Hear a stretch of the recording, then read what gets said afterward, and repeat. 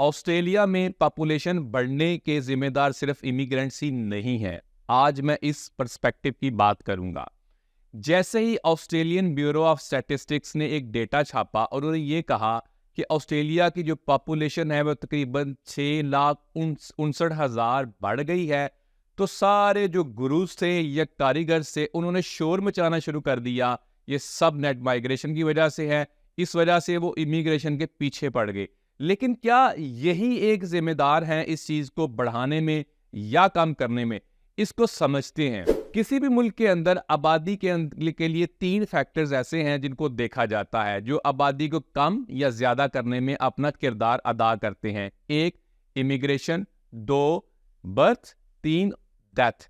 Immigration overseas immigration के हवाले से देखी जाती है या नेट माइग्रेशन उस तरह देखी जाती है।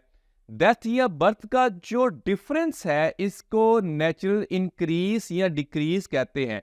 यानी अगर लोग ज्यादा पैदा हो रहे हैं और अमवात कम हो रही हैं तो इसको नेचुरल इंक्रीज कहा जाएगा, या लोग ज्यादा मर रहे हैं और कम पैदा हो रहे हैं इसको नेचुरल डिक्रीज कहा जाएगा। देखा यह गया कि पिछले 12 महीने के अंदर अगर आबादी को ये बढ़ाने की बात करें तो वो तकरीबन 1,11,000 लोग बढ़े हैं। इसको डेटा को कंपेयर अगर किया जाए तो सितंबर 2018-19 के लिए, तो वो तब उस टाइम की जो आबादी में नेचुरल इंक्रीज डिक्रीज था वो क्या था, 1,39,000।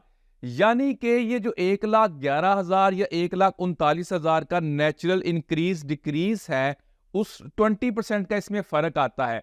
यानी कि मौत और पैदा होने वालों का जो तादाद है उसको देखा जाए तो ये डिक्रीज की तरफ जा रहा है, यानी ये डिक्लाइन की तरफ जा रहा है।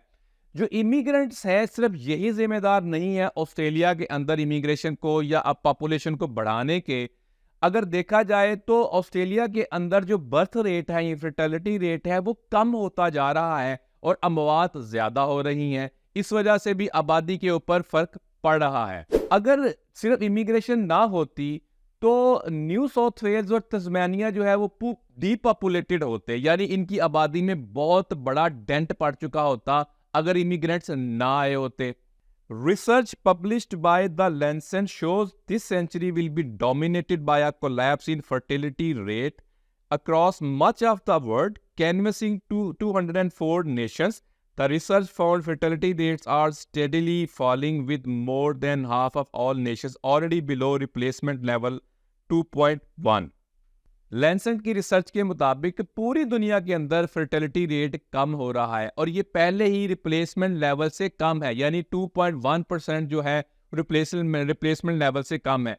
जितने लोग जा रहे हैं इस दुनिया से उससे कम लोग इस दुनिया में आ रहे हैं। इसको आप रिप्लेसमेंट लेवल के तौर पे देखेंगे तो ये ऐसा नहीं है कि ये ऑस्ट्रेलिया के अंदर है, पूरी दुनिया के अंदर इस तरह हो रहा है। और ये रिसर्च बताती है तकरीबन 204 मुल्क ऐसे हैं जिनके अंदर ऐसा हो रहा है या उसको इन्होंने कवर किया है।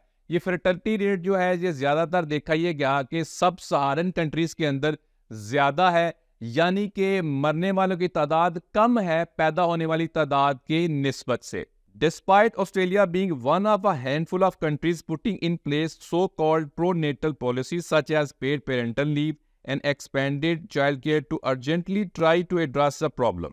But according to the Lancet's report, it may be a case of too little too late, with the authors saying future fertility rate will continue to decline even with successful implementation of pro-natal policies.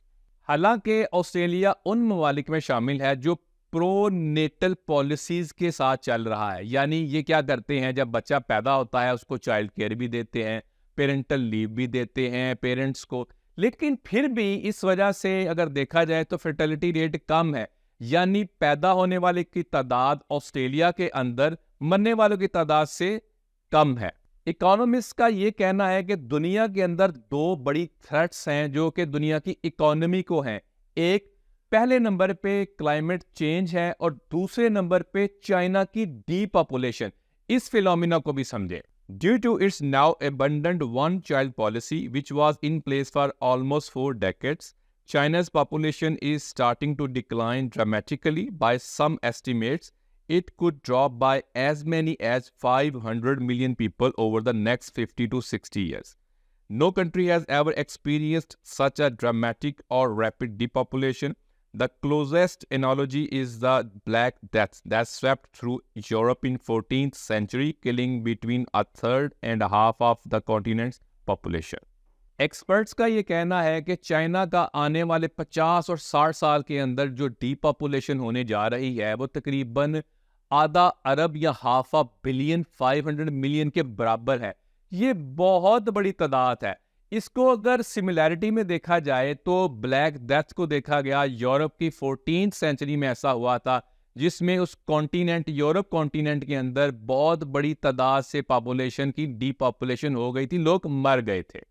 Immigration is having a big social and economic impact on this country right now, but changes in our national population growth rate are just as important in the discussion and could well be far more significant to us all in the long run. Australia के अंदर ये वाला जो factor है यानी immigration वाला, births वाला और डेथ का, इसको बड़े क्लोजली देखने की ज़रूरत है। सारी चीज़ की जिम्मेदार इमिग्रेंट्स नहीं है, आपको दूसरे फैक्टर्स भी देखने की ज़रूरत है।